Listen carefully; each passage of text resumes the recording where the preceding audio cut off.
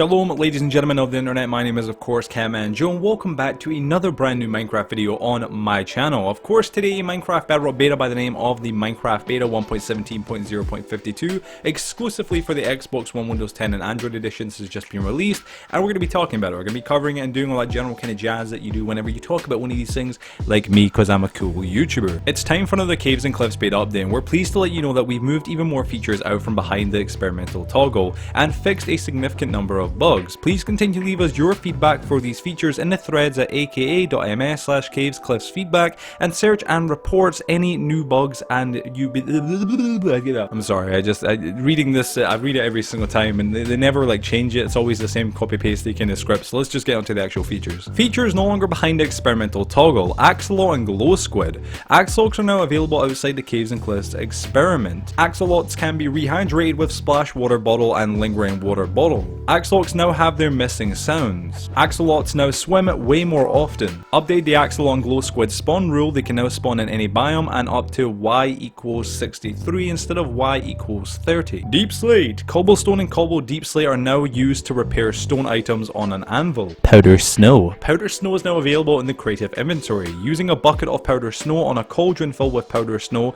results in powder snow block being placed above the cauldron. Cauldrons fill up in snowy weather, creating a renewable source of powder snow. Most mobs cannot walk on powder snow but fall into the block instead. Mobs inside a block of powder snow start to freeze and eventually take damage. Players can protect themselves from powder snow by equipping leather armor. Buckets can now be used to scoop up and place powder snow. Fall damage is now correctly prevented when a player or a mob falls on a single powder snow block. Powder snow cannot be snorted. Oh sorry, I added that one in there myself, sorry about that. Glowlichen, I think that's how you're going to say it, some sort of German name. Glowlichen is now visible as close to the surface it is placed on as Java Edition.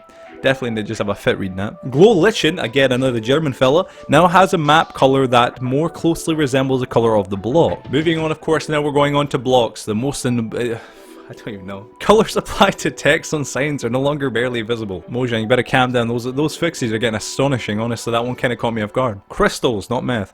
Amethyst, amethyst shards, amethyst cluster variants, amethyst buds, budding amethyst, tough block, calcite, and smooth basalt are now available in the creative inventory. Wow. Spyglass is now available in the creative inventory. Deep slate is now available in the creative inventory. Moving on, of course, we've got lush caves. I don't even know what to say to this one. Azalea leaves and flowered azalea leaves have correct color on maps. Small drip leaf can now be placed on moss. Lush cave blocks are now available in the creative inventory. Why is this funny? Dripstone. Dripstone is now available outside the Caves and Cliffs experimental toggle. Pointy dripstone is now available outside the Caves and Cliffs experimental toggle. Water drips from what is that? Stolastic. I know, man, it's some sort of superhero or something, I don't know. Moving on, of course, we've now got glow squids, probably the best thing ever, aren't they? Glow squids are now available outside the Caves and Cliffs experimental toggle. Glow item frames are now available outside the cliffs. Oh my god, is this all it says? Is everything just outside of the experimental toggle for the Caves and Cliffs? Is this whole update? Glow ink is now available outside the Caves and Cliffs experimental toggle. Maps now glow in glow item frames. The next part is just titled simply GOAT, so I'm going to leave that one there with you. I'm not going to crack any jokes at that one's expense. Goats no longer drop mutton when killed. Goats are now available outside the Caves and Cliffs experimental toggle. There it is again, man. God, he keeps saying the same thing. Copper. Waxed oxidized cut copper slabs can now be merged into full waxed oxidized cut copper slabs.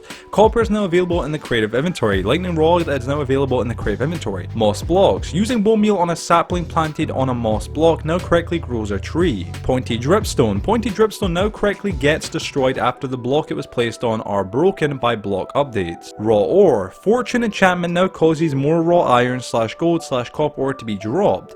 Raw copper, iron and gold ore are now available outside the experimental toggle, which I must say is actually pretty cool because Fortune now actually gives you more raw iron, gold and copper, which is something I know I shouldn't normally cut into this kind of part of the video while you guys listen to this, but that is actually pretty wicked when it comes down to it. Localization. The Caves and Cliffs toggle is now correctly delocalized. General tweaks and bug fixes. Players can once again host multiplayer games and send invites over mobile / cellular data. Graphical. Chemistry items icons no longer disappear after suspend / resume in Education Edition worlds. Fixed issue with underwater fog being the same for all biomes and view distance not increasing over time. Underwater view distance resistance is increased in rivers and land biomes to be more like Minecraft Java when Caves and Cliffs experimental toggle is enabled. Items. Boats now break when they collide with a cactus from the side. Change the position of bow to match previous versions. Crossbone players and mobs' hands are now rendered correctly in all perspective modes. Fixed animation issue causing an offhand held shield to appear to re-equipped whenever the player changes their main hand item. Cauldrons that have been emptied after containing potion are now correctly filled with water when it rains. Fixed issue where fireworks of all colours could be crafted from any other firework or any other colour of firework charges. Mobs. Blaze and Enderman once again receive damage from splash water bottles.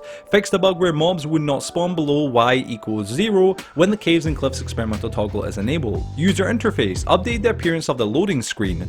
Android should once again see invite and notifications and achievement toasts. Gameplay. Fixed an issue with certain blocks which could cause them to glow or to grow too quickly when ticked. Mobs and entities once again make a sound when entering water. Commands. The /set world spawn command is now prohibited in legacy worlds, and affected worlds will result their altered spawn positions to the original position. Finally, we've got technical updates. Add-ons and script engine.